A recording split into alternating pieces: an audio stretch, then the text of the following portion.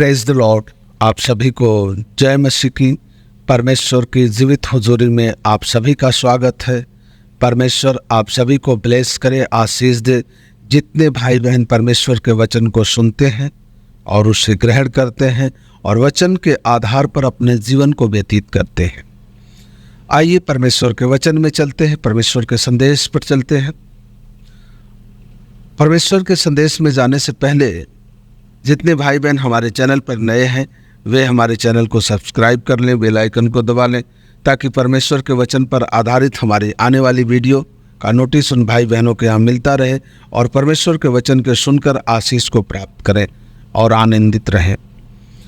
और इस वचन को जब आप सुन रहे हैं तो पूरा सुने, सुन करके किसी अन्य भाई बहन के यहाँ शेयर भी करें, लाइक कमेंट भी करें।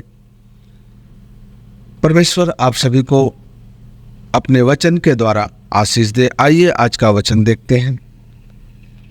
आज का संदेश है परमेश्वर का न्याय। सबसे पहले तो हम इसे चालू भाषा में बोलेंगे, उसके बाद बाइबल के वचन में चलेंगे। चालू भाषा में इसलिए इसमें बोला जाता है ताकि आप मसीह हैं, आप तो समझ रहे हैं, लेकिन जो संसार के लोग हैं उन्हें भी हमें समझाना है, सुसमाचार उन्हें भी देना है, इसलिए जनरली भाषा बोलना बहुत ज़रूरी है। परमेश्वर का न्याय, जब किसी गरीब मनुष्य को या किसी भी व्यक्ति को, किसी भी भाई बहन को जब कोई भी परेशान करता है, उसे सताए, उसे तकलीफ दे और उसकी मदद करने वाला कोई न मिले, तो वह किस पर निर्भर होता है? परमेश्वर के न्याय पर। वह क्या करता है? वह क्या कहता है? मनुष्य मेरा कुछ नहीं कर सकता, लेकिन परमेश्वर सब कुछ देख रहा है और जब वो न्याय करेगा तो फिर तू बच नहीं पाएगा। कुछ लोगों के मुख से ये भी निकलता है कि उसकी लाठी में आवाज नहीं होती, मगर उसकी मार बहुत गंभीर होती है।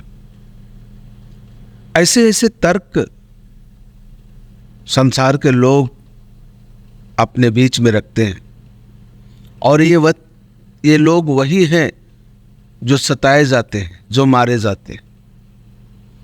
आज भी संसार में मसीह भाई बहनों को सताया जा रहा है, मारा जा रहा है, लेकिन परमेश्वर का वचन उनके साथ है, क्योंकि परमेश्वर ने कहा है कि तू न्याय मत करना। जो लोग तुम्हारे साथ बुरा कर रहे हैं उनका जवाब देने वाला मैं हूं, मैं दूंगा जवाब, तुम्हारा बदला लेने वाला मैं हूं। तुम्हें कुछ कहने सुनने की जरूरत नहीं है। लेकिन आज हम अगर संसार के लोगों में देखें तो मसीह भाई बहन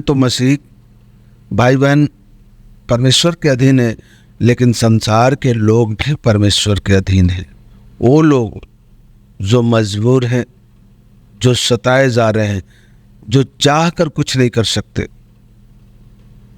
हाँ, इस बात से हम सहमत हैं कि वो कुछ नहीं कर सकते, लेकिन आपके आड़ में आपको गालियां दे सकते हैं, आपको श्रापित करते हैं, क्योंकि वो संसार का जीवन जीते हैं, उन्हें मसीह का जीवन पता नहीं, इसलिए अपने मुखों से आपको श्रापित करते हैं।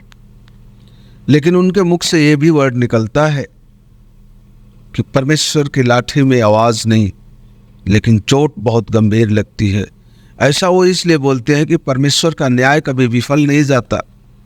वो जब न्याय करने को बैठता है तो उसे न साबूत की जरूरत पड़ती है, न गवाह की जरूरत पड़ती है, और वहां पर कोई वकील भी नहीं होता है। आपको न्याय दिया जाएगा और सच्चा न्याय परमेश्वर ही करता है।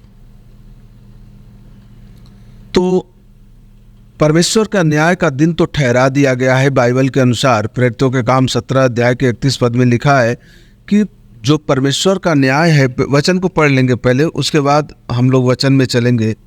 परमेश्वर का वचन कहता है उस दिन उसने एक दिन ठहराया है। किसने? परमेश्वर ने, जिसमें वह उस मनुष्य के द्वारा धर्म से जगत का न्याय करेगा, जिसे उसने ठहराया है और उसे मरे हुए में से जिलाकर यह बात सब पर प्रमाणित कर दी है। परमेश्वर किसे जिलाया? यहोवा परमेश्वर पिता किसने जलाया? प्रभु यीशु मसीह को। और यह न्याय का कार्य किसको सौंपा गया है? प्रभु यीशु मसीह को। और जो न्याय करता है वही राजा है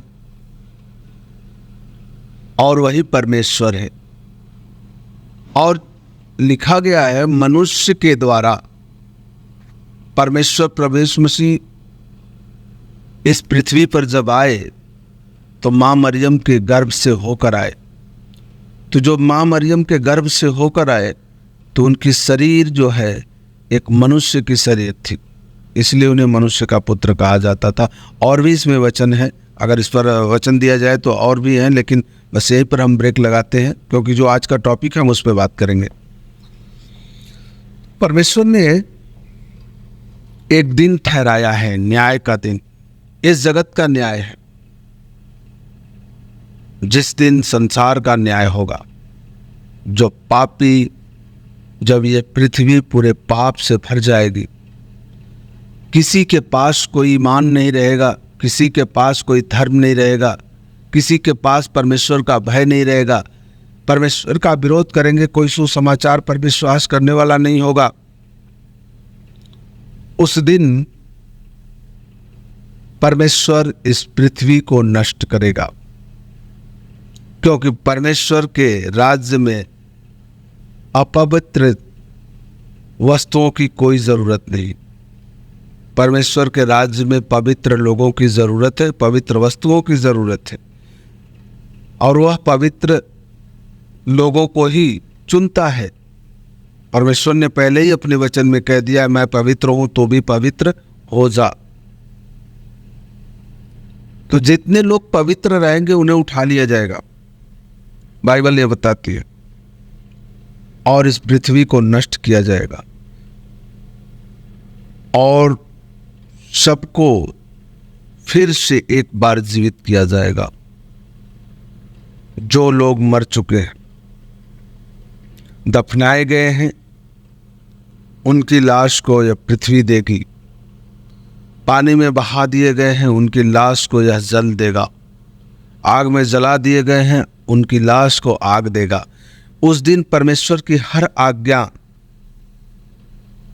इस प्राकृतिक के हर एक चीज को माननी पड़ेगी और परमेश्वर हर एक चीजों पर राज करेगा। और आज भी कर रहा है, बिना उसके हुक्म से पत्ता नहीं हिलता।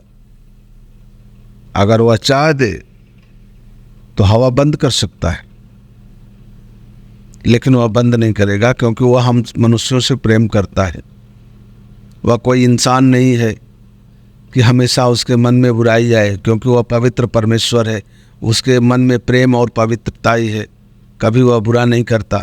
मनुष्य के जीवन में शैतान है, इसलिए मनुष्य बुरा करता है और बुराई के बारे में सोचता है। परमेश्वर पवित्र है, वह हमेशा प्रेम करता है और हमें आशीष देता है कि हम सब आनंदित रहें। तो परमेश्वर के न्याय पर और भी वचन हैं, इसको विस्तार से अगर समझाया जाए तो अभी बहुत समय लगेगा, लेकिन यह शॉर्ट वीडियो होने के कारण हम इस वचन को यही समाप्त करते हैं। आप लोग अगर कमेंट में बताएंगे, अगर इस वचन को पूरा सुनना चाहते हैं तो आप लोग अगर कमेंट करेंगे तो हम लोग लाइव आकर के इस वचन को हम आपको अच्छी तरीके से बता सकते हैं। तो जितने भाई बहन हमारे इस चैनल पर हैं, अगर वे प्रार्थना कराना चाहते हैं तो हमारे यहाँ मैसेज कर सकते हैं। हमारे डिस्क्रिप्शन बॉक्स में हमारा मोबाइल नंबर है। और जितने भाई बहन हमारे ग्रुप से जुड़ना चाहते हैं, हमारे मिनिस्ट्री से जुड़ना चाहते हैं, लाइव प्रेयर में जुड़कर परमेश्वर की आशीष को प्राप्त करना चाहते हैं, तो हमारे डिस्क्रिप्शन बॉक्स में हमारे व्हाट्सएप ग्रुप का लिंक है। आप उस पर क्लिक करके हमारे ग्रुप से जुड़ सकते हैं, हमारे मिनिस्ट्री से जुड़ सकते हैं। प्रभु आप सभी को ब्लेस करे, आशीष दे। आप सभी को जय मसीह की।